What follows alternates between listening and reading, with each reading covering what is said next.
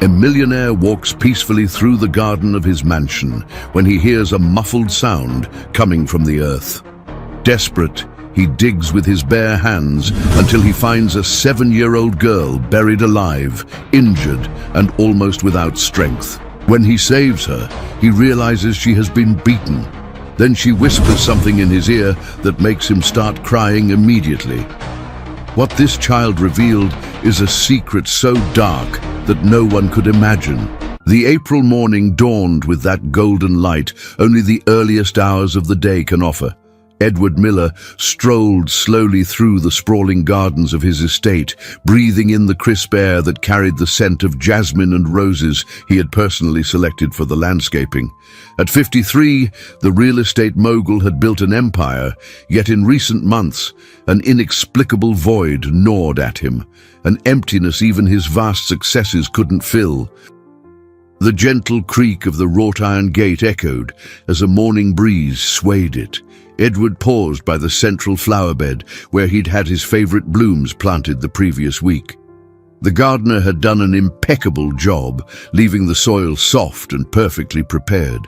It was his favorite part of the day, those few minutes of silence before the corporate world began to barrage him with calls and meetings. But the silence was shattered by something strange. A muffled, almost imperceptible sound came from somewhere nearby. Edward furrowed his brow, trying to pinpoint its origin. It wasn't the wind in the leaves, nor the cheerful chirping of the birds that usually brightened his garden. It was something different, unsettling, a sound that seemed to come from beneath the earth. He moved closer to the freshly planted bed, leaning in to listen more intently. His heart began to pound when he realized the sound had a pattern, a cadence that resembled labored breathing. Impossible. His rational mind scrambled for a logical explanation. Perhaps a small animal had burrowed among the plant roots. The sound grew clearer. It was definitively human. Someone was trying to breathe beneath the earth. A chill ran down Edward's spine. Without a second thought, he dropped to his knees on the damp earth and began to dig with his bare hands. The soft soil made the work easier, but every second felt like an eternity. His nails broke, his hands scraped against small twigs and pebbles, but he didn't stop. The sound of breathing grew fainter, more desperate. "Hold on," he muttered, digging deeper and deeper. Sweat mingled with tears he hadn't even realized he was shedding. His white linen shirt was completely soiled, his expensive pants torn at the knees, but none of it mattered. Finally, his hand brushed against something soft. Fabric. Edward dug around until he could make out a piece of children's clothing. His heart nearly stopped. It was a child. A small girl, no older than 7, was buried there as if she were a macabre treasure someone wanted to conceal forever. With extreme care, he lifted her from the improvised earthen tomb. The girl was conscious, but extremely weak. Her large, frightened brown eyes met his with a mixture of fear and recognition he couldn't immediately grasp. She was hurt, with scratches on her face and arms, her clothes torn and filthy. Edward held her in his arms, feeling how small and fragile she was. "It's okay now," he whispered. "You're safe." But before he could say anything more, the girl leaned close to his ear and murmured words that made his world crumble. "Uncle, I protected you just like you protected me that time. They hurt me, but it doesn't hurt so much anymore." Tears began to stream down Edward's face, unchecked. That voice, those words, awakened a memory dormant somewhere deep in his mind. He knew this girl. But how? When? The image of a child crying in the street began to coalesce in his memory, hazy but persistent. With no time to fully process what was happening, Edward rushed into the house with the girl in his arms. He needed to get her to a hospital immediately, but as he dialed the emergency number, her words echoed in his mind. "I protected you." Protected him from what? And why would someone do this to an innocent child? The drive to the hospital was a race against time. Edward gripped the wheel of his Mercedes with one hand, while the other delicately cradled the girl who had lost consciousness en route. Every red light felt like an eternity, every turn a torture. The child's silence haunted him more than her previous whimpers. In the emergency room of Metropolitan General Hospital, the medical team reacted with exemplary professionalism. The girl was immediately rushed to a trauma room, leaving Edward alone in the hallway, his hands still caked with dirt and blood. It was only in this moment of forced pause that he truly began to process what had happened. "Sir, are you related to the child?" asked a middle-aged nurse, approaching him with a clipboard. Edward hesitated. How could he explain finding this girl buried in his garden? How could he justify the inexplicable connection he felt to her? I found her," he replied, avoiding details. "She was hurt, and I brought her here immediately." The nurse jotted down the basic information, but Edward caught the suspicious look in her eyes. He knew that expression well. It was the same one he received in some business meetings when other executives questioned his seemingly altruistic motivations. The difference was, this time, he genuinely couldn't explain what had motivated him. As he waited for news from the doctors, Edward closed his eyes and tried to make sense of the girl's words. "Uncle, I protected you just like you protected me that time." The memory that had begun to form in his mind gained clearer contours. 3 months ago, a rainy afternoon, he was returning from a particularly grueling meeting when he saw a small child crying on the sidewalk in front of an abandoned building. The image became sharper. The girl was sitting in the rain, soaked, clutching a torn plastic bag with a few belongings. Her eyes were the same, large, brown, filled with a sadness no child should have to bear. Edward had pulled his car over, driven by an impulse he couldn't explain even then. "Why are you crying, little one?" he'd asked, offering her his umbrella. The girl lifted her face, revealing cheeks red from so much crying. "They said there's no more room for me at the shelter. They said I'm too difficult." Edward remembered the indignation he felt at that moment. How could a child be too difficult to receive care? Without much thought, he entered the first toy store he found and bought a honey-colored teddy bear, small enough for her to carry everywhere. He also gave her money for food and the address of a social worker he knew. "What's your name?" he asked before leaving.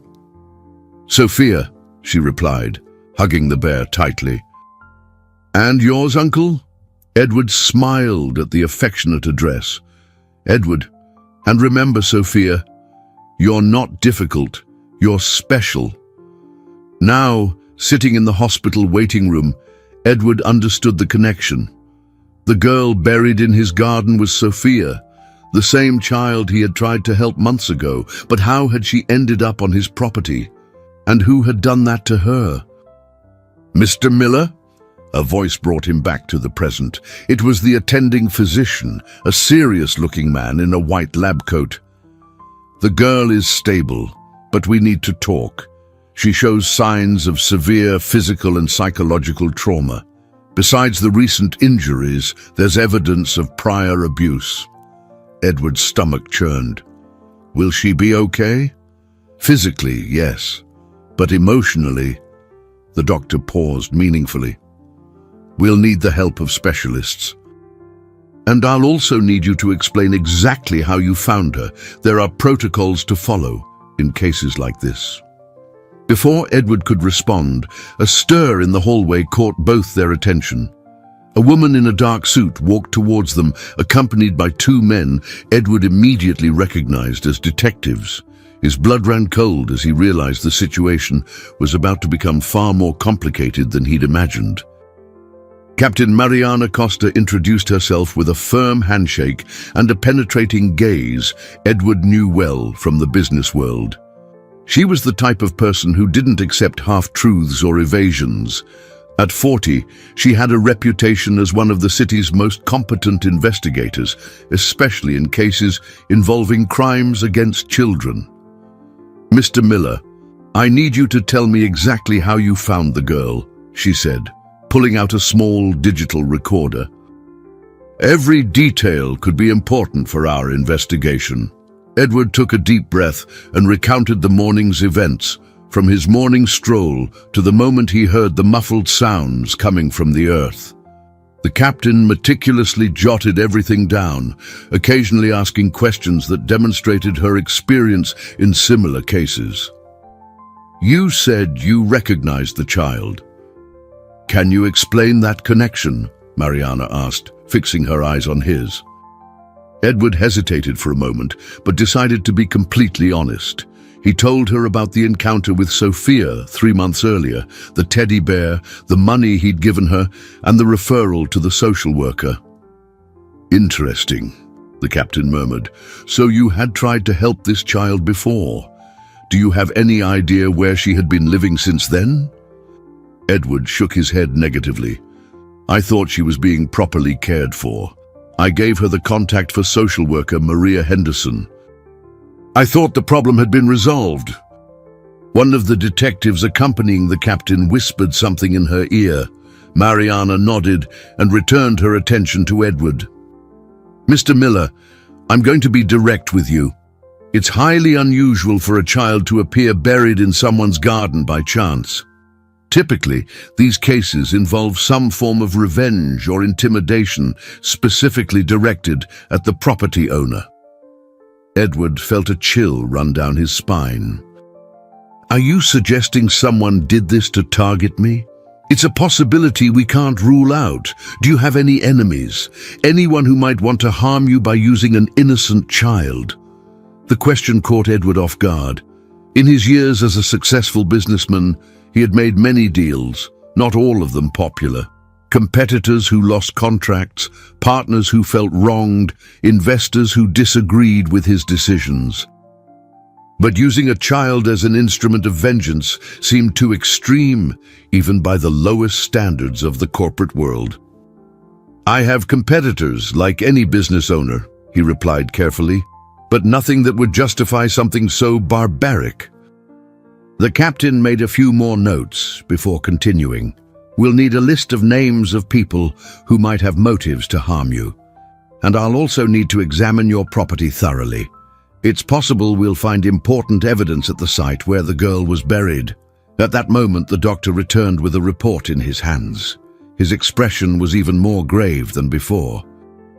"Captain, I need to inform you that in addition to the recent physical traumas, the girl shows signs of having been held captive for some time.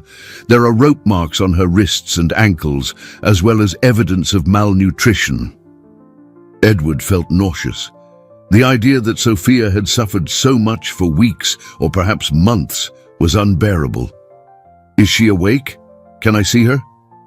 "Not yet," the captain replied. "She's still very traumatized and needs to be interviewed by specialists trained to handle child victims of violence. Any incorrect information collected now could jeopardize the entire investigation." Edward understood, but the frustration of not being able to comfort Sophia was almost unbearable. He remembered the trust in her eyes when she had murmured those words about protecting him. Now she was alone again, surrounded by strangers in a cold, impersonal hospital environment. "There's one more thing, Mr. Miller," the captain said, putting away her notes. "We'll need you to remain available for further questioning in the coming days, and I strongly recommend you hire private security until we fully clarify this case." "Security? Why?" Mariana exchanged a meaningful look with her colleagues before answering. "Because if our hypothesis is correct, whoever did this to the girl is still at large. And if they used a child to send a message, they likely won't stop there." The captain's words echoed in Edward's mind as he watched the police team move away down the corridor. For the first time in many years, he felt truly vulnerable. But his greatest concern wasn't for his own safety. It was for Sophia, who, even after everything she had endured, had still tried to protect him.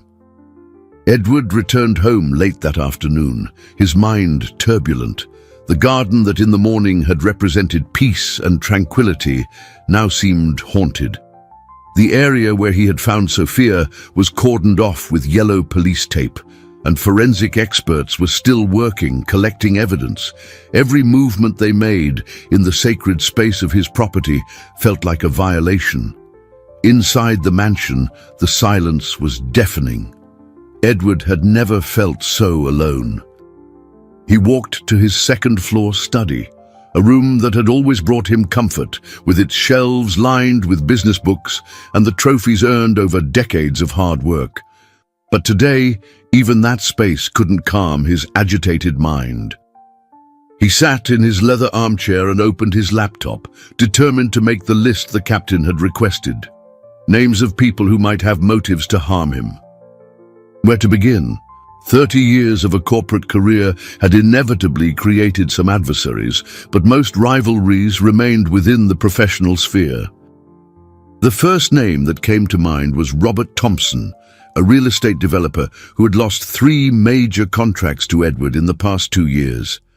Robert never hid his bitterness, even making acidic comments at social events about Edward's questionable methods. But from that to harming a child, there was a distance Edward hoped no human being was capable of crossing. He continued the list. Mark Jensen, a former partner who left the company after a disagreement over risky investments. Eleanor Hayes, a real estate broker Edward had exposed after attempts at documentation fraud. Charles Davis, a supplier who lost multi-million-dollar contracts when Edward discovered overbilling in his charges. Each name added to the list made Edward question his own trajectory. Had he been too harsh in his business decisions? Had his pursuit of excellence and honesty in business created dangerous enemies? He had never imagined his professional choices could result in something so horrific. The phone rang, interrupting his reflections. It was Dr. Arthur Miller, his older brother and only close relative. "Edward, I heard what happened. The news is already spreading through the city. How are you?" Edward sighed deeply. Arthur had always been the more cautious brother, the one who chose a medical career instead of risky business ventures. "I'm fine, Arthur. Worried about the girl." "Are you sure it was prudent to get so involved in this situation? I mean, your compassion is commendable, but you might be putting yourself in unnecessary danger." Arthur's observation echoed something Edward had been trying to ignore. It would be easier to hand the case entirely over to the authorities and distance himself. No one would expect him to maintain personal involvement with a child he barely knew. But every time he thought about distancing himself, he remembered Sophia's trusting eyes and the words she had whispered in his ear. "She tried to protect me, Arthur. A 7-year-old child suffered torture, trying to warn me about some danger. How can I just turn my back now?" Arthur was silent for a moment before replying. "You've always been like this, Edward. Ever since you were little, you couldn't stand injustice without trying to set it right. Remember when you stood up for that boy at school who was being bullied? You got roughed up twice, but you didn't give up until the bullies stopped." Edward smiled sadly at the memory. "And you took me to the doctor both times, complaining I was too stubborn for my own good." "I still think that," Arthur said affectionately, "but I also know that stubbornness is what makes you who you are. Just promise me you'll be careful. If you need anything at all, call me." After hanging up, Edward returned his attention to the laptop, but was interrupted again, this time by the doorbell.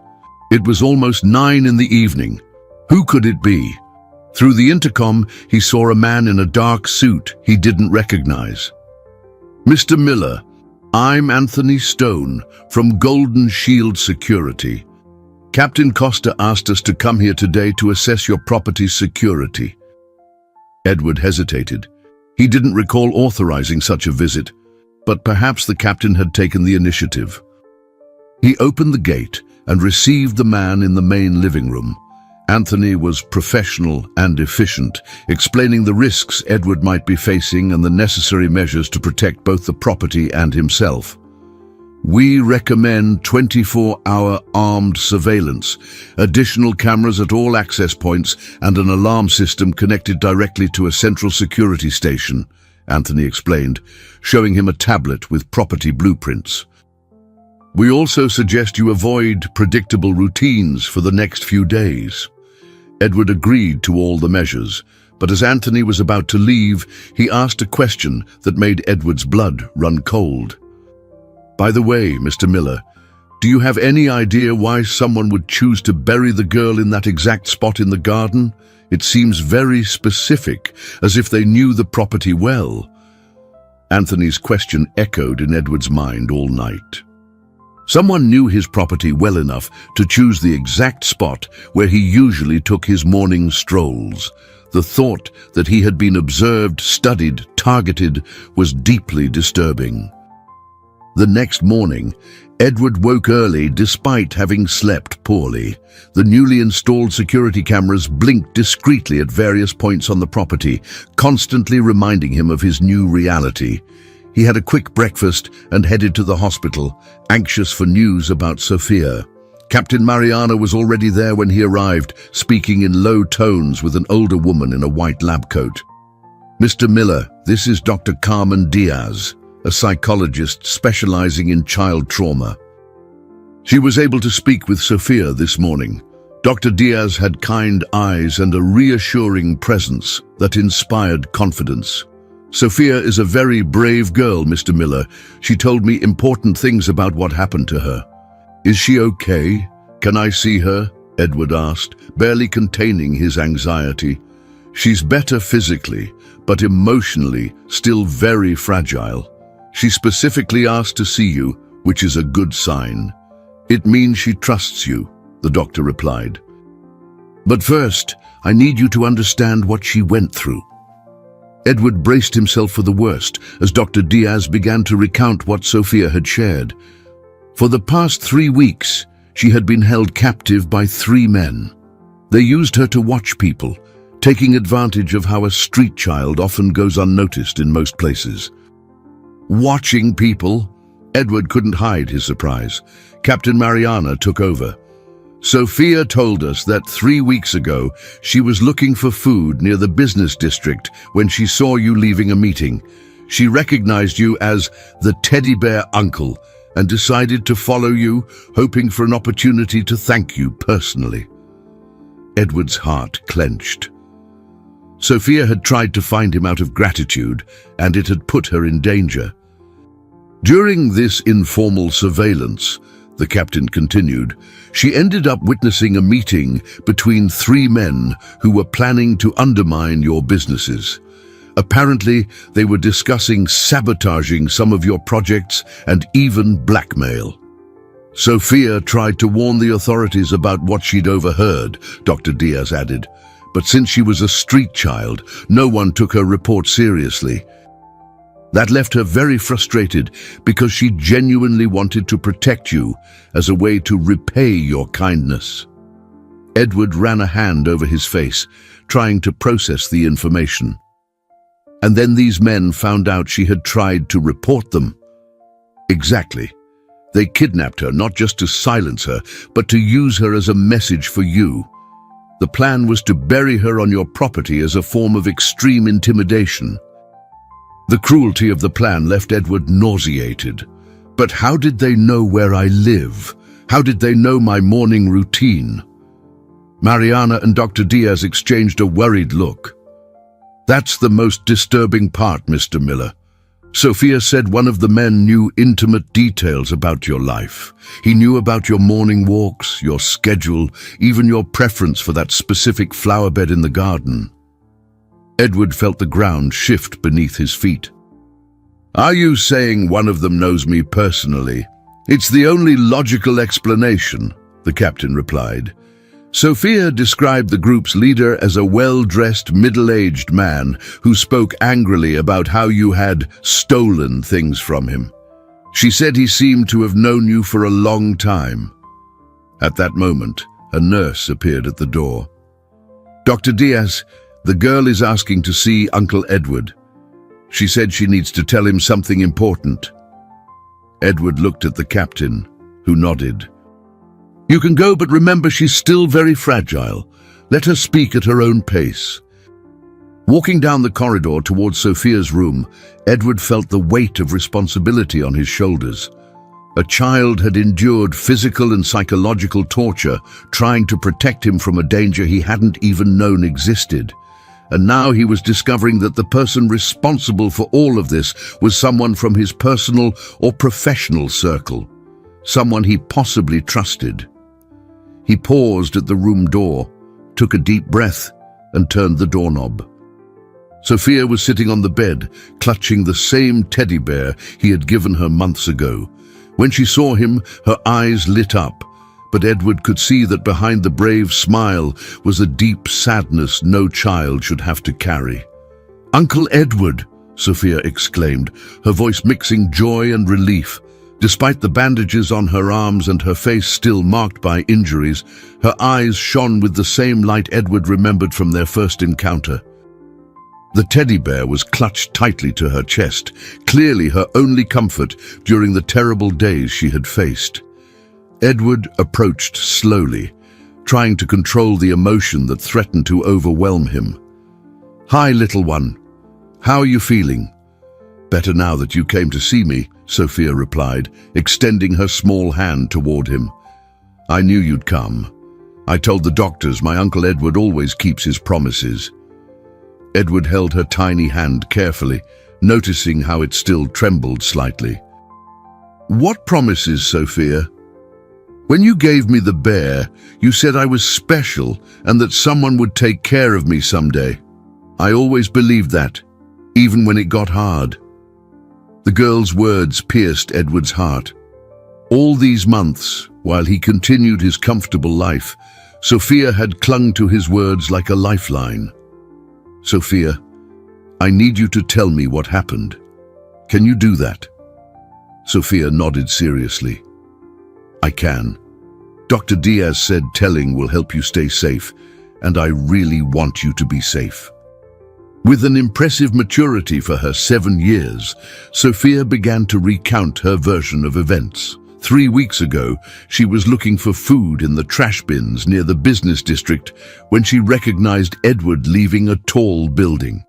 She had been so happy to see him that she decided to follow him, to find the right moment to approach and thank him for the teddy bear and his kindness. "I didn't want to bother you at work," Sophia explained, "so I waited near your company. That's when I saw those bad men talking about you."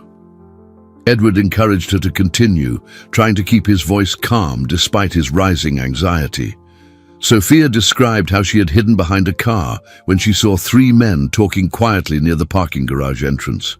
One of them was very angry, gesticulating wildly as he talked about making Edward pay for everything he had stolen from him. "The man in the dark suit knew things about you, Uncle Edward. He knew where you lived, knew you liked to walk in your garden in the morning. He talked about teaching you a lesson you'd never forget." Edward felt a chill. "Were you able to see that man's face, Sophia?" Sophia furrowed her brow, concentrating. He was older, had grey hair slicked back. He wore a shiny gold watch, and he had a small scar right here, she said, touching her own left eyebrow. The description provoked a strange sensation in Edward, as if he should recognize those details, but the memory remained hazy. "And then what happened?" "I got really scared about their plans. I remembered you were nice to me when no one else was, so I thought I needed to warn you. I went to the police station, but the officer said kids shouldn't make up stories. I went to 3 different places, but no one believed me." The frustration in Sophia's voice was palpable.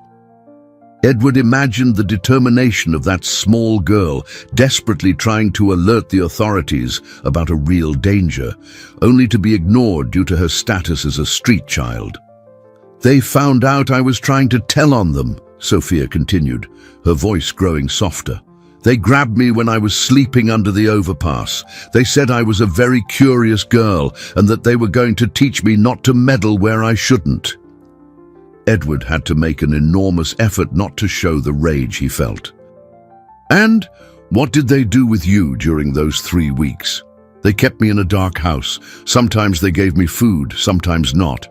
The man in the suit would come to see me and ask if I'd talk to anyone else about them.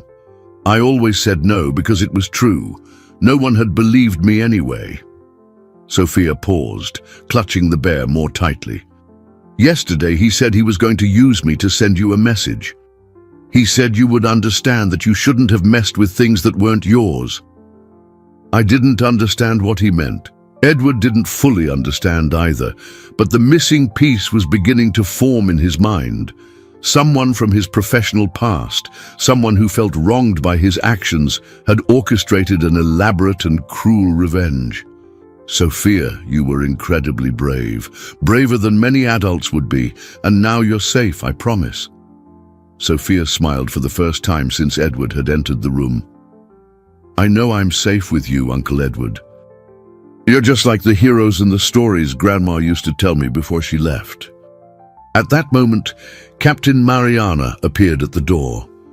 Her expression was grim. Mr. Miller, I need to speak with you urgently. We've uncovered something important about the case. Edward gently kissed Sophia's forehead before following the captain into the hallway. What she had to say was clearly too serious to be discussed in front of the girl. Mariana led him to a private room at the end of the hall, where 2 other investigators awaited them with grim expressions. Mr. Miller, we've identified the primary suspect, Mariana said, opening a folder with photographs. Sophia's description was very accurate. It's Robert Thompson, the businessman you mentioned on your list yesterday. Edward's stomach dropped.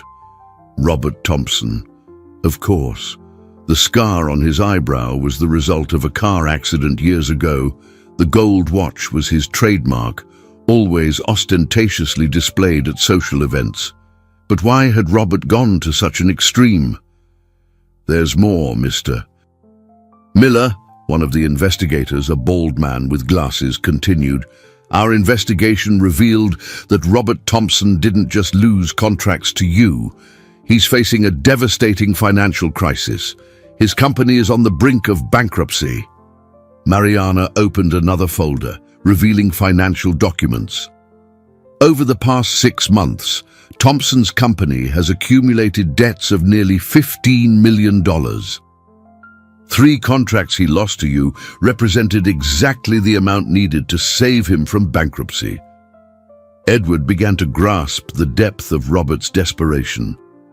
But to use an innocent child. There's something even worse, Mariana interrupted.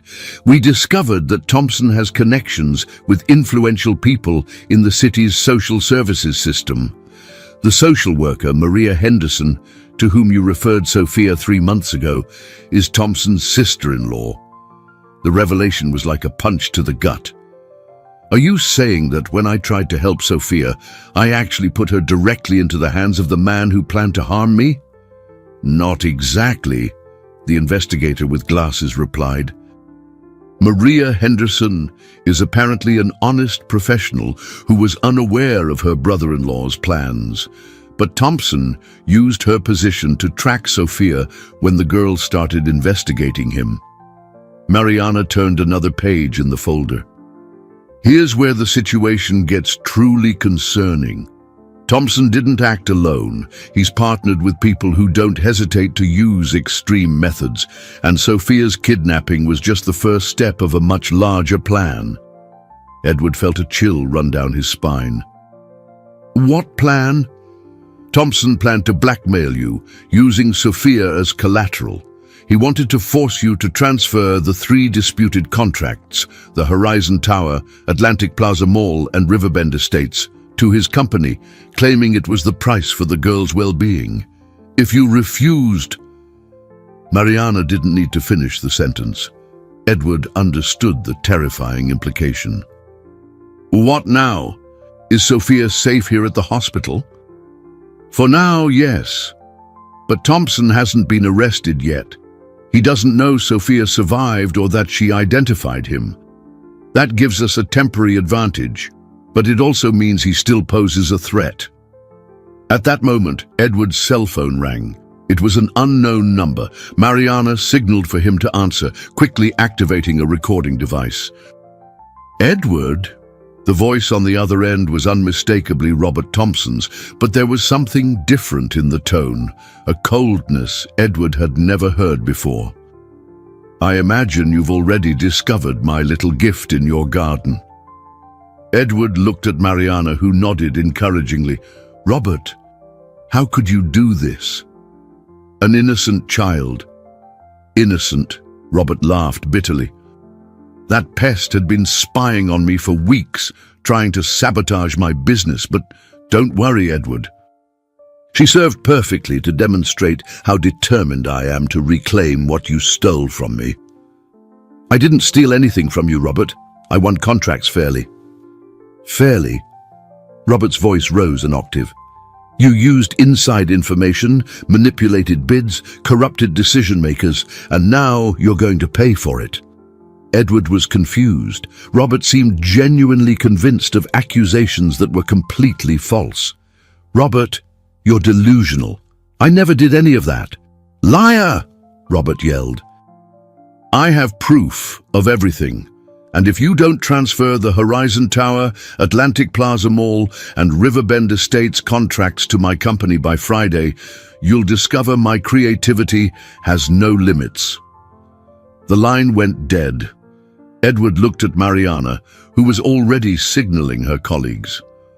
Were we able to trace the call? She asked the technical team. Partially, replied a young investigator. He's using a burner phone, but we triangulated the region. He's somewhere in the industrial district, likely in one of the abandoned warehouses. Mariana returned her attention to Edward. Mr. Miller, the situation has completely changed. Thompson doesn't know Sophia survived, which means he still believes he has total control over the situation. This could work in our favor. Edward didn't like the captain's tone. What are you suggesting? That we use you as bait. If Thompson believes he still has blackmail leverage, we can lure him into a controlled meeting where we can apprehend him. The idea of voluntarily putting himself in danger didn't scare Edward. He would do anything to ensure Sophia's safety. But there was something in Robert's voice during the call that deeply disturbed him. It wasn't just anger or financial desperation. It was something darker, an unshakable conviction that Edward had committed terrible crimes. Captain, Edward said slowly, I think there's something about this case we don't fully understand yet. Edward's intuition about something deeper in the case proved correct when the next morning, Captain Mariana approached him with documents that completely altered his understanding of the situation. They met in her office, a functional room decorated only with diplomas and photos of solved cases. Mr. Miller, our investigation in the past few days has revealed disturbing information about Robert Thompson. Mariana began, spreading documents across the table. The accusations he made against you aren't just a product of financial desperation. He genuinely believes you committed the crimes he mentioned. Edward frowned. But that's impossible. We know that, Mariana interrupted. But we've discovered why Thompson believes it. Someone has been feeding him these suspicions for months, providing him with falsified documents and fabricated evidence that prove your corruption. Edward felt a chill. Someone is manipulating Robert to attack me. Mariana nodded gravely. Exactly. And this person knows both you and Thompson very well. They know your businesses, your weaknesses, your motivations. This isn't simple revenge. It's an elaborate conspiracy to destroy both of you. The investigator with glasses, who had participated in the previous meeting, entered the room carrying more folders. Mr. Miller, we've managed to trace the origin of the false documents Thompson received. They were created by someone with access to your company's internal systems. Edward felt his head spin. One of my employees? Or a former employee, Mariana said. Someone who intimately knows your projects, your strategies, your working methods, and who had enough time to meticulously plan this situation. At that moment, Edward's cell phone rang again. It was Arthur, his brother. Edward, I need to speak with you urgently. There's something I should have told you a long time ago. Now's not a good time, Arthur. I'm in the middle of... It's about the case, Arthur interrupted. It's about Sophia and who might be behind all of this. Please, I need to see you. Edward looked at Mariana, who nodded. Bring him here, she said. If your brother has relevant information, we need to hear it. An hour later, Arthur arrived at the police department, visibly nervous. Edward noticed his older brother, normally calm and composed, seemed to have aged years in just a few days. Arthur, what haven't you told me? Edward asked directly. Arthur sighed deeply before replying. 3 months ago, I was contacted by Eleanor Hayes. Do you remember her? The broker you exposed for fraud. Edward remembered. Eleanor had tried to falsify documents to inflate property values, and Edward had presented evidence against her to the competent authorities. What did she want with you? She said you had planted the evidence against her, that she was innocent and that you had deliberately harmed her to eliminate competition. She showed me documents that seemed to prove her version. Edward felt nauseous. And you believed her? At first, no, Arthur replied defensively.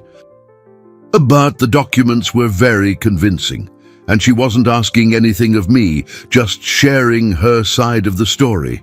She said other people had also been harmed by you, and that perhaps it was time someone investigated your practices. Mariana leaned forward. Dr. Miller, did Ms. Hayes ask for any specific information about your brother?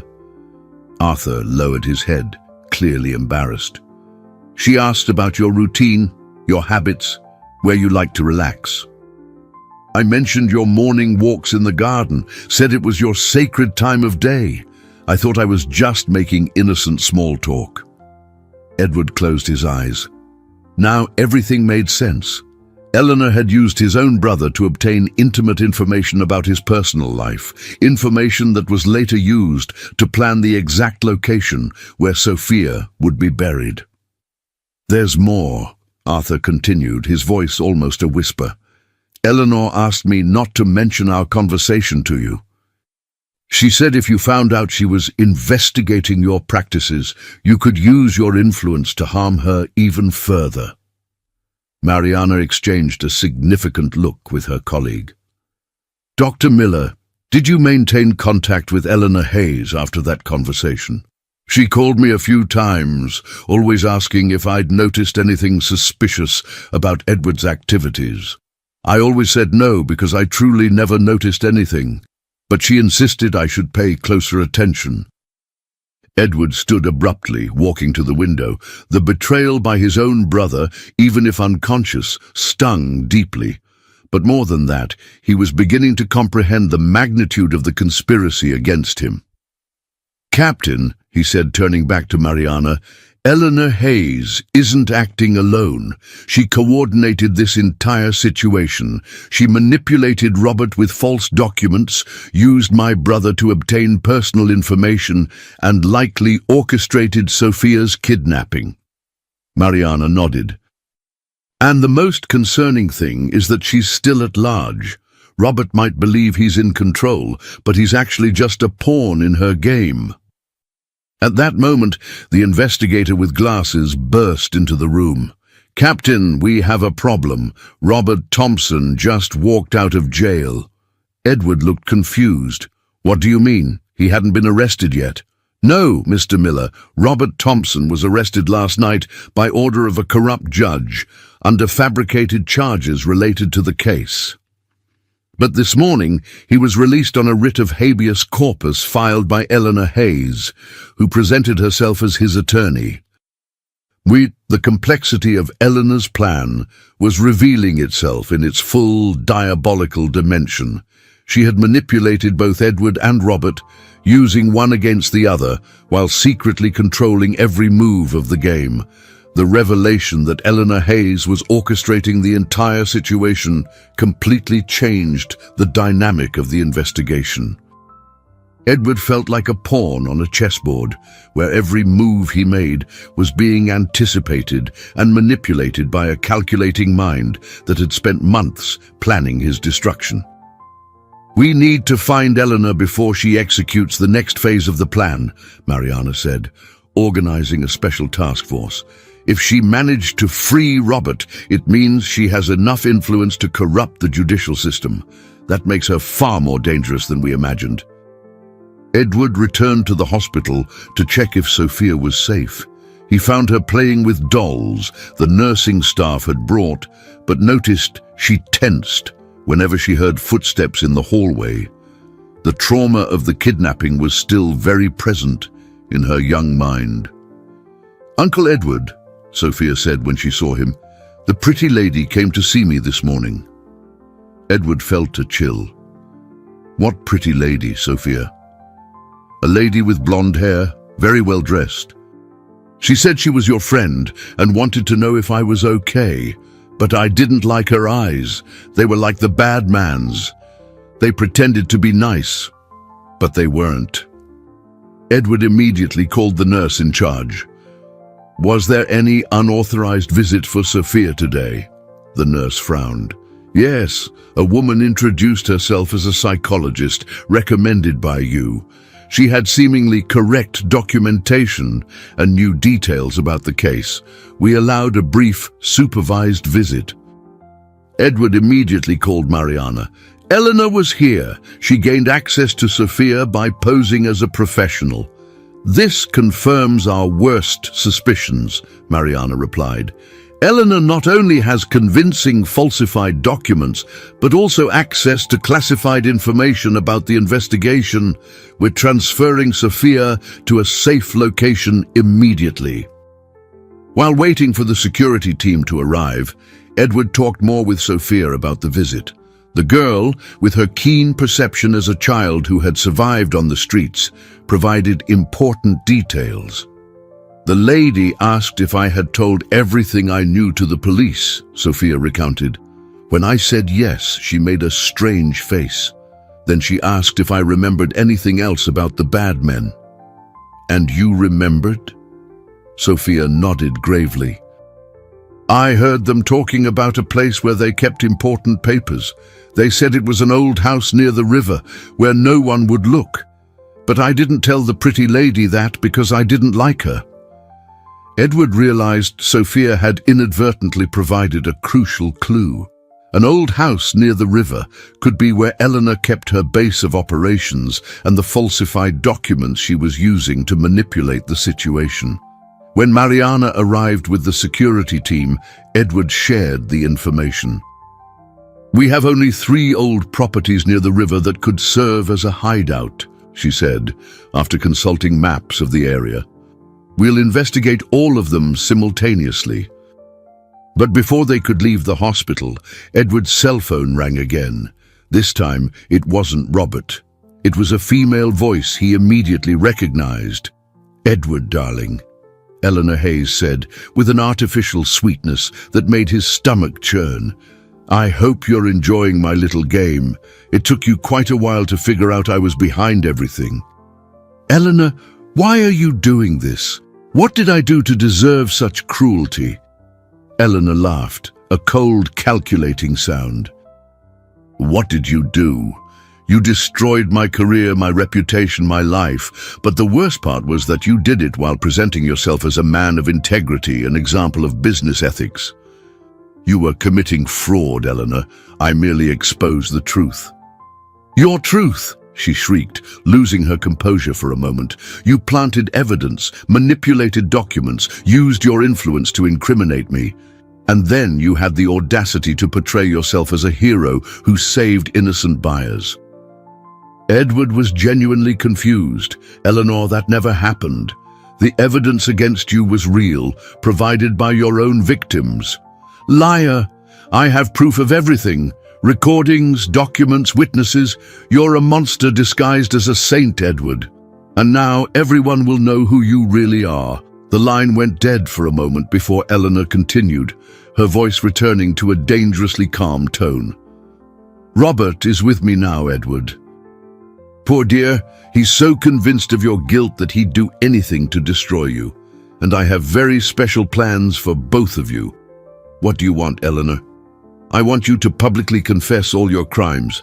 I want you to admit you destroyed innocent careers, corrupted bids, used criminal methods to build your empire, and I want you to do it in front of the entire city." Edward looked at Mariana, who was recording the conversation. "And if I refuse?" "Oh, Edward," Eleanor chuckled again, "you won't refuse, because if you don't do exactly as I ask, your dear Sophia will discover that heroes don't always get to save the people they love." The threat was clear and terrifying. Eleanor had gained access to Sophia once and could try again, but there was something in her voice that suggested her plans went far beyond simple blackmail. "You have until tomorrow at noon to decide, Edward. I'll be in touch with instructions on where and how to make your public confession. And remember, I have eyes everywhere. Any attempt to deceive me will result in consequences you don't want to imagine." When the call ended, Edward looked at Mariana with despair. "She's completely unhinged. She's convinced I committed crimes I never did, and now she wants to force me to publicly confess to things I didn't do." Mariana shook her head gravely. "Edward, I think Eleanor doesn't just want a confession. She wants your total destruction, your public humiliation. And she's using both Robert and Sophia as instruments to achieve that goal." The night was long and agonizing for Edward. Sophia had been transferred to a safe location, but he couldn't stop thinking about Eleanor's threats. The woman who had once been merely a dishonest broker had transformed into something far more dangerous, a person obsessed with revenge, capable of anything to destroy him. The next morning, Edward received an unexpected call. It was Maria Henderson, the social worker who had inadvertently become part of the conspiracy through her brother-in-law Robert. "Mr. Miller?" Her voice was laden with guilt and concern. "I need to tell you something important. My brother-in-law Robert came to see me last night, but he wasn't alone. There was a woman with him, a certain Eleanor Hayes." Edward sat on the edge of his bed, fully alert. "What did they want with you?" "They showed me documents about Sophia, saying she had given false testimony against my brother-in-law. The woman, Eleanor, said Sophia was being manipulated by people who wanted to harm honest businessmen like Robert." Edward felt rage swell in his chest. Eleanor was trying to corrupt even the social worker to distort the facts. "And you believed them?" "At first I was confused," Maria Henderson admitted. "But when Eleanor started talking about you, I realized something was wrong. She showed a very personal, very intense hatred. It wasn't the kind of professional concern an attorney should have." "What else did she say?" "She claimed she had evidence that you had corrupted the system to illegally adopt Sophia, that you were using the girl to gain public sympathy and hide your business crimes.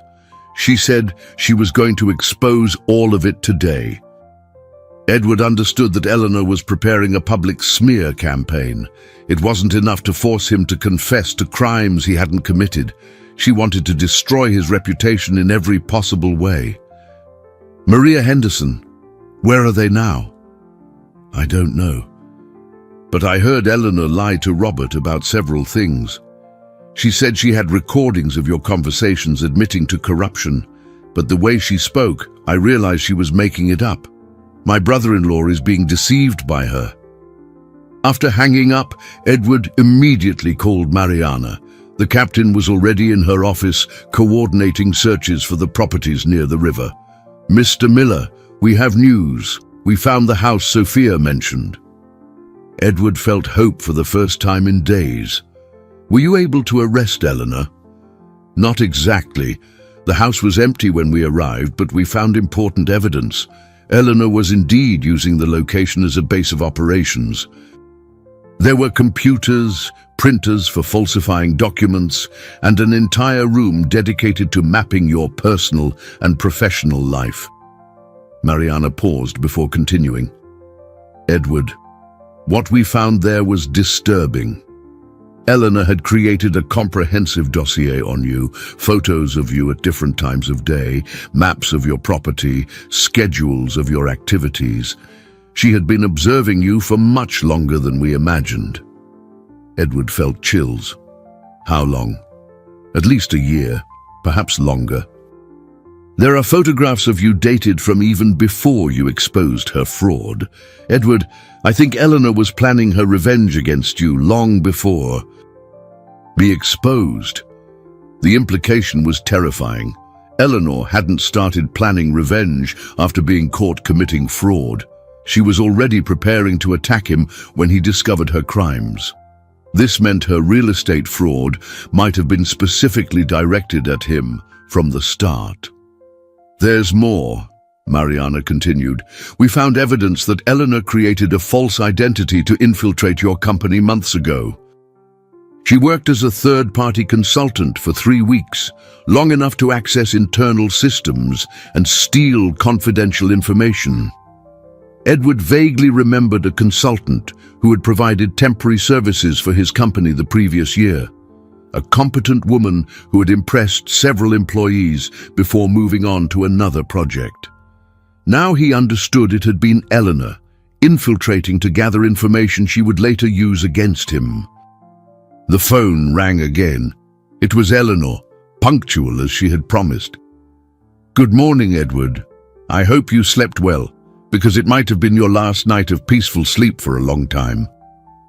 Edward decided to try a different approach. Eleanor, I know you infiltrated my company. I know you were planning this long before I discovered your fraud.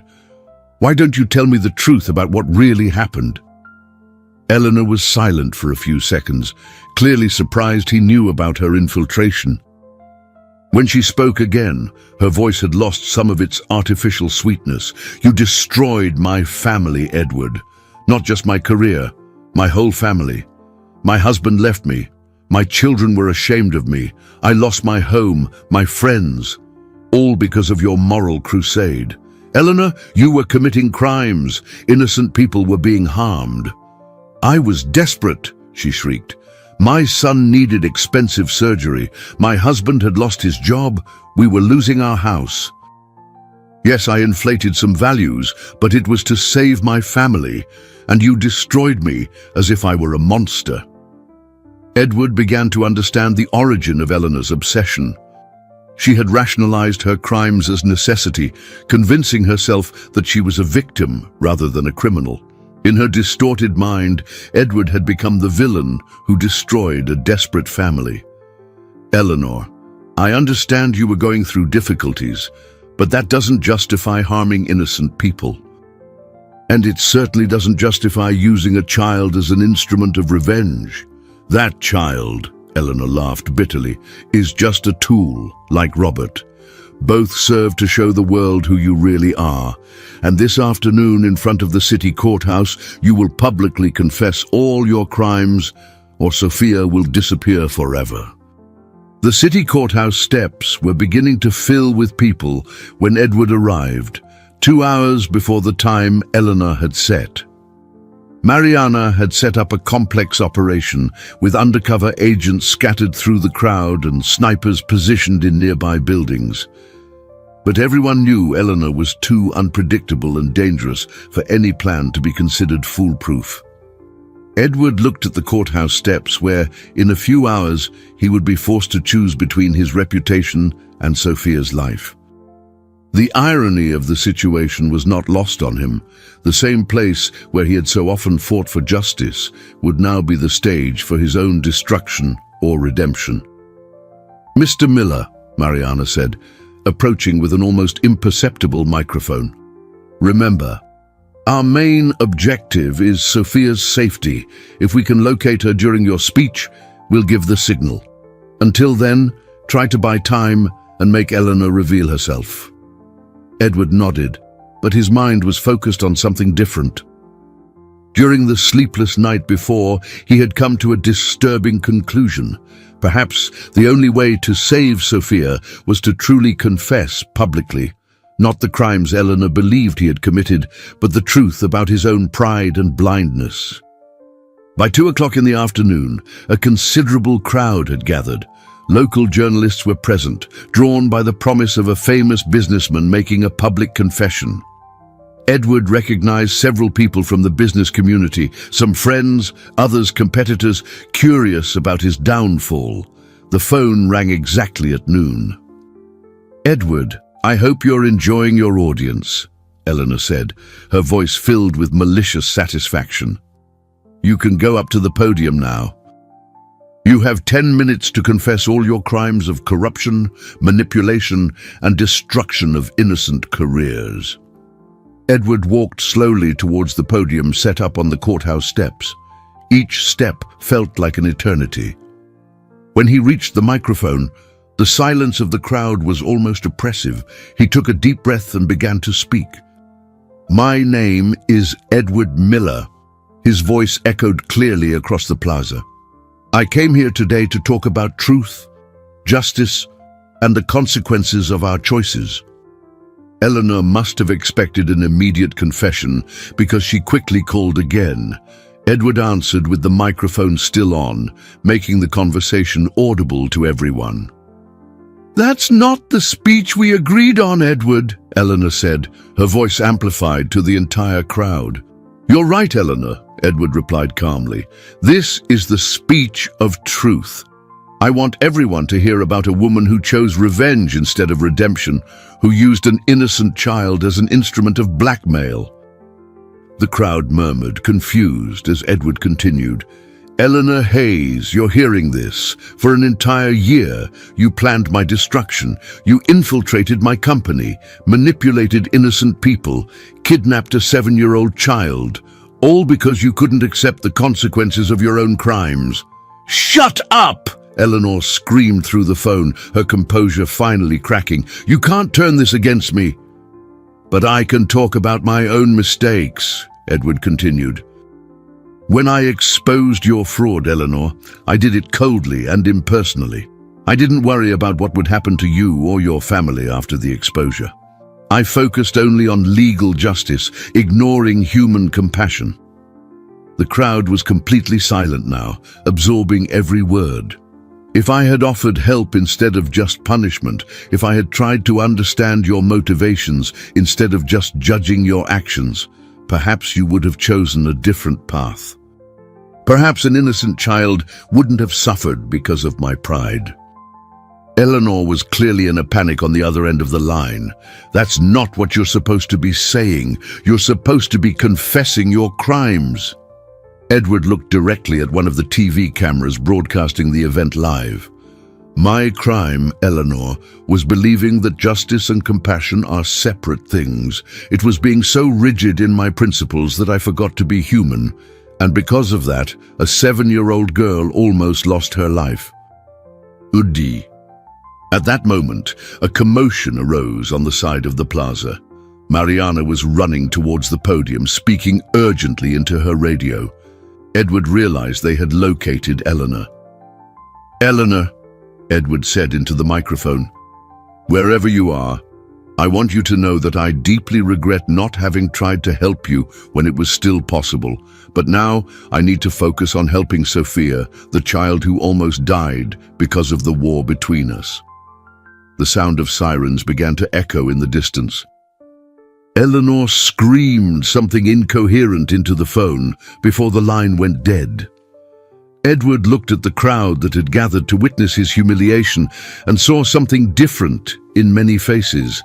Not satisfaction at his downfall, but understanding and even respect. Mariana went up to the podium and took the microphone.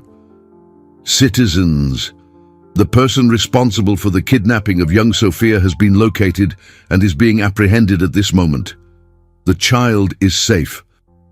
A murmur of relief swept through the crowd. Edward felt his knees buckle. Sophia was safe. Finally, she was safe. But as he descended from the podium, Edward knew his journey of redemption was just beginning. He had saved Sophia from physical danger, but now he needed to save himself from something much deeper, the arrogance that almost cost an innocent child's life. The relief of knowing Sophia was safe lasted only a few minutes. When Edward arrived at the location where Mariana said the girl had been found, an abandoned warehouse in the industrial district, he discovered the situation was far more complex than he had imagined. Sophia was physically unharmed, but Robert Thompson was still with her, and his mental state had deteriorated drastically. The man Edward knew as an aggressive but rational business competitor had transformed into someone unrecognizable. His eyes had a maniacal glint, and he held Sophia close as if she were a talisman that could protect him from the reality crumbling around him. "Robert," Edward said calmly, approaching slowly the warehouse where the standoff was taking place. "Eleanor has been arrested. It's over. You can let Sophia go." Robert laughed bitterly, a sound that echoed unsettlingly in the empty space. "Over? It's over for me, Edward. My company is bankrupt, my reputation destroyed, my family abandoned me, all because of you." Edward could see Sophia through the dirty warehouse window. The girl was scared, but trying to be brave, exactly as she had been when buried in his garden. Her eyes met his through the glass, and she gave a small nod, as if to console him. "Robert, you were manipulated," Edward said, keeping his voice calm, despite the despair he felt. "Eleanor planted false evidence against me, made you believe things that never happened." "Liar!" Robert yelled. "I saw the documents, I heard the recordings. You corrupted bids, manipulated contracts, destroyed honest careers." Mariana was coordinating the operation a few feet away, whispering instructions to her team. They had snipers positioned, but Sophia's presence made any direct action extremely dangerous. "Robert," Edward tried a different approach. "If I truly were the monster you believe I am, why would I risk everything to save a girl I barely know?" The question seemed to hit something in Robert. His expression wavered for a moment, as if a small part of his rationality was trying to emerge through the fog of manipulation and desperation. Because... Robert struggled to find an answer that fit his distorted view of reality. "Because you're trying to look good for the media, to hide your crimes." Sophia, even at just 7 years old and traumatized by everything she had endured, showed extraordinary courage. In a small but clear voice she spoke, "Uncle Robert, Uncle Edward isn't bad. When I was hungry and everyone ignored me, he gave me food and a teddy bear. Bad people don't do that." The innocence in Sophia's words created a moment of tense silence. Edward saw tears begin to form in Robert's eyes, as if reality was finally penetrating through the layers of lies Eleanor had built. "But she showed me proof," Robert murmured, more to himself than to the others. "Documents, recordings." "Robert," Edward said softly, "Eleanor infiltrated my company over a year ago. She had access to systems. She could create any document she wanted. You were her victim as much as I was." At that moment, Robert's cell phone rang. Edward's stomach clenched when he realized it was probably Eleanor calling from jail, perhaps making a last desperate attempt to maintain her control over the situation. Robert answered with trembling hands, activating the speakerphone. Eleanor's voice echoed through the warehouse, cold and full of venom. "Robert, I hope you're not thinking of believing Edward's lies. Remember everything he did to you, to your family." "Eleanor," Robert's voice was breaking, "were you sure of the evidence against him? Absolutely sure?" There was a pause on the other end of the line. When Eleanor replied, there was something different in her voice. A hesitation that wasn't there before. "Of course I'm sure. Why are you asking that?" "Because I'm looking at a 7-year-old child who almost died because of this war, Eleanor, and I'm wondering if it's worth destroying an innocent child to get revenge." "Revenge?" Eleanor tried to sound indignant, but her voice betrayed nervousness. "This isn't revenge, Robert. It's justice." Sophia looked directly at Robert and said with the brutal honesty only children possess, "Uncle Robert, justice doesn't hurt children. My grandma taught me that before she left." This simple statement was like a ray of light, cutting through the darkness that had consumed Robert's mind. Edward saw the exact moment reality finally penetrated, the moment Robert understood he had been manipulated into becoming an accomplice in something monstrous. Robert dropped the phone, which continued to transmit Eleanor's increasingly desperate screams. Slowly, he released Sophia and knelt on the warehouse floor, sobbing with a mixture of relief and horror as he realized what he had almost done. Sophia ran towards the exit, where Edward was waiting with open arms. As she threw herself into his embrace, he felt as if he was holding the entire future of the world. She was safe, finally, truly safe. But Edward knew that the healing process for Sophia, for Robert, and even for himself was just beginning. 3 weeks after the traumatic events at the warehouse, Edward walked through the corridors of family court, accompanied by Sophia. The girl wore a new blue dress she had chosen herself and carried her teddy bear as always. Today was the day of the final hearing for her legal adoption. The process had been expedited due to the extraordinary circumstances of the case, but also because Edward had demonstrated a genuine commitment to Sophia's well-being. During the previous 3 weeks, he had dedicated himself entirely to helping her recover from the trauma, hiring the best child therapists and ensuring she had everything she needed to feel safe and loved. "Uncle Edward," Sophia said as they waited to be called, "after the judge says you're my real dad, can we go plant the flowers in the garden?" Edward smiled, remembering how he had promised her they would transform the spot where she had been found into something beautiful. "Of course, little one. What kind of flowers do you want to plant?" "Yellow flowers," Sophia replied without hesitation. "Because yellow is the color of hope, just like my teddy bear." Before Edward could respond, Mariana approached them. The captain had become a constant presence in their lives during the past few weeks, not just as an investigator, but as someone who genuinely cared about Sophia's well-being. "How are you both feeling?" Mariana asked, sitting next to them on the hallway bench. "Nervous," Edward admitted. "What if something goes wrong? What if the judge decides Sophia would be better off somewhere else?" Mariana shook her head confidently. "Edward, you've transformed your entire life to care for her. You hired a nanny specializing in childcare, renovated an entire room in the estate so she would feel at home, even changed your work routine to be present whenever she needs you. No judge would question your commitment." Sophia tugged on Edward's shirt sleeve. "Daddy Edward, you don't need to be nervous. I already know you're my real daddy in my heart. The judge is just going to write it down on paper."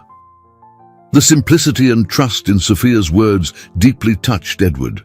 During these 3 weeks, she had shown a capacity for recovery that surprised him daily.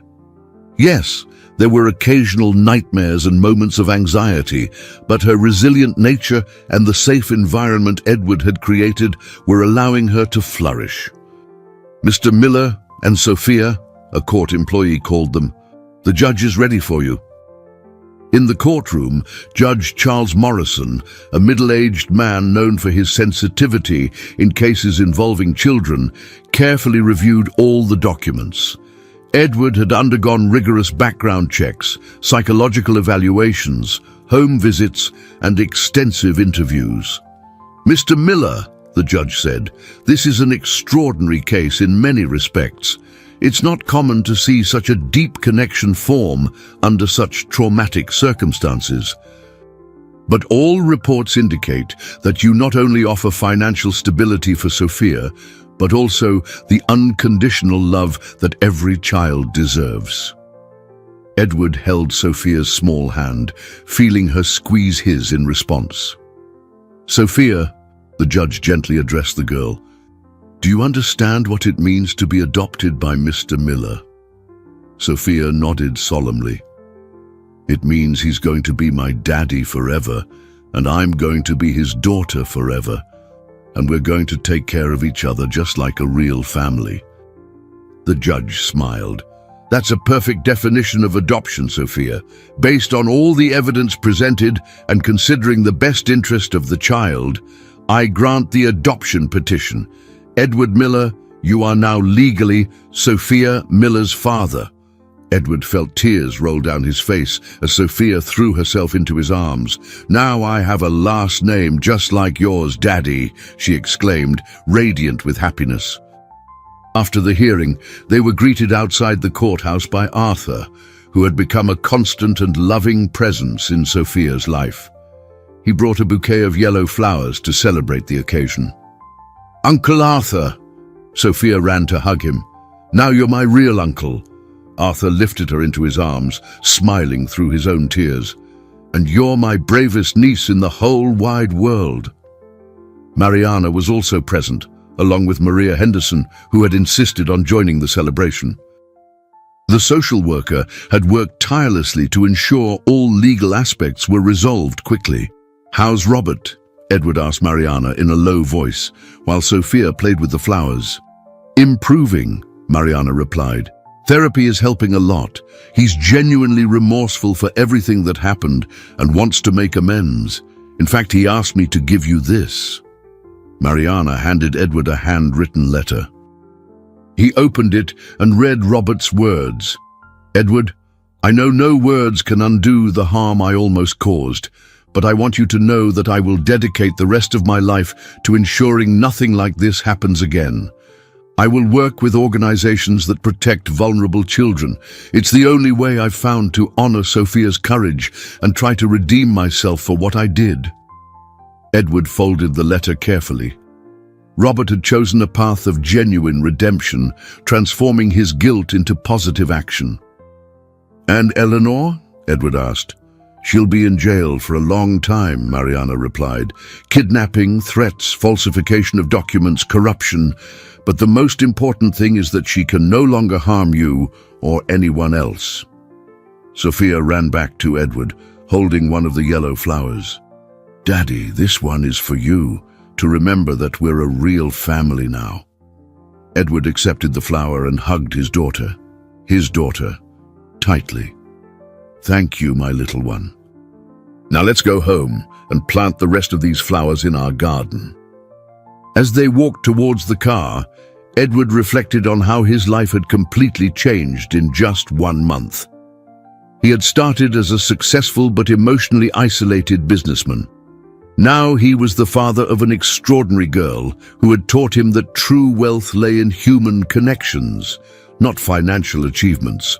4 weeks after that traumatic morning that changed their lives forever, Edward and Sophia knelt side by side in the estate's garden. The spot where the girl had been found buried was now being transformed into a vibrant flower bed of yellow blooms, sunflowers, daisies, and yellow roses that glowed under the afternoon sun. Daddy, do you think the flowers will grow well here? Sophia asked, her small hands carefully placing seeds in the prepared soil. Edward smiled, observing how she had changed in recent weeks. The nightmares still happened occasionally, but they were increasingly infrequent. Her laughter had returned, along with that natural curiosity that made her a special child. I'm sure they will, my little one. This soil was prepared with great care. Sophia looked at him with those brown eyes that now shone with security instead of fear. Daddy, can I ask you an important question? Of course, you can ask me anything. Why did you think I was worth saving? I mean, you didn't even really know me when you found me. The question caught Edward off guard. For an entire month, he had focused on caring for Sophia, on ensuring her safety and happiness, but he had never stopped to reflect deeply on his own motivations. You know, Sophia, he said, pausing to choose the right words, I think the right question is, how could I not try to save you When I saw a child in danger, my heart simply knew what to do even before my mind processed it. Sophia nodded seriously. Just like when I heard those men talking bad about you. My heart knew I needed to protect you, even if I didn't quite know how. Edward felt a wave of emotion. Exactly. And do you know what I've discovered in these past few weeks? That you saved me as much as I saved you. What do you mean, Daddy? Edward placed another sunflower seedling in the earth before answering. Before you came into my life, I was living like a machine. I worked a lot, earned money, bought things, but I wasn't really living. I didn't have a family. I didn't have someone to care for. I didn't have real love in my life. Sophia listened attentively, her small hands stopping their planting to focus on his words. You taught me that being successful in business means nothing if you don't have someone to share your life with. You taught me that courage isn't about not being afraid. It's about doing the right thing even when you are afraid. And you taught me that family isn't just about blood, it's about choosing to love someone unconditionally. Sophia smiled and leaned in to hug him, getting a bit of dirt on his expensive shirt. I love you, Daddy Edward. Even when you get nervous about important meetings, even when you burn dinner trying to cook, even when you don't know how to comb my hair right. Edward laughed, remembering his disastrous attempts at styling Sophia's hair. And I love you, my little hero. Even when you leave toys scattered all over the house, even when you insist on eating ice cream for breakfast, and especially because you have the courage of a lioness in a tiny body. They returned to planting in comfortable silence, each lost in their own thoughts. Edward reflected on how his life perspective had completely changed. His company continued to prosper, but now he delegated more responsibilities to have quality time with Sophia. He had even begun to consider expanding his businesses into social initiatives, perhaps creating programs to help vulnerable children. Daddy, Sophia said suddenly, I think we should plant a special flower for Aunt Mariana, and one for Uncle Arthur, and one for Ms. Maria Henderson. They helped us too. Edward smiled at Sophia's natural generosity. That's a wonderful idea. What kind of flowers do you think each of them would like? Sophia thought carefully. For Aunt Mariana, strong flowers, because she's brave like a warrior. For Uncle Arthur, healing flowers, because he's a doctor and takes care of people. And for Ms. Maria Henderson, flowers that grow in clusters because she takes care of many children at once. As they planted these special flowers, Edward thought about how Sophia had transformed not only his life, but the lives of everyone around her. Mariana had commented that the case had renewed her passion for investigation. Arthur was considering specializing in child trauma. Maria Henderson had started a special program for children needing adoptive families. The sun began to set, painting the garden with golden hues that made the newly planted flowers seem even more radiant. Edward and Sophia sat on the bench near the flower bed, admiring their work. Daddy, how long do you think it will take for the flowers to grow completely? Sophia asked, leaning her head on his shoulder. A few weeks for the first ones to sprout, a few months to get really big and beautiful, Edward replied, putting his arm around her. Sophia was silent for a moment before saying, just like us. It took a few weeks for me not to be so scared anymore, and a few months for us to become a real family. Edward kissed the top of her head, feeling a love so deep it ached in his chest. You're right, little one. The best things in life need time and care to grow. Sophia lifted her head to look at him. Daddy, promise we'll take care of these flowers together? Forever. I promise, Sophia. We'll take care of them. We'll watch them grow, and they'll always remind us of how something terrible can transform into something beautiful when love is involved. Sophia picked up her teddy bear, which she had left on the bench, and held it against her chest. Now only beautiful things grow here, she said, looking at the flower bed where she had been found buried. Just like you. who transformed my life into something beautiful," Edward replied, tears in his eyes. As the first star appeared in the sky, father and daughter remained seated in the garden, surrounded by promises of growing flowers and by a love that had been born from the most improbable of circumstances. The garden, which once witnessed horror and injustice, now bloomed as a symbol of renewal and hope, reminding that even in the most arid soils, love can make new life sprout.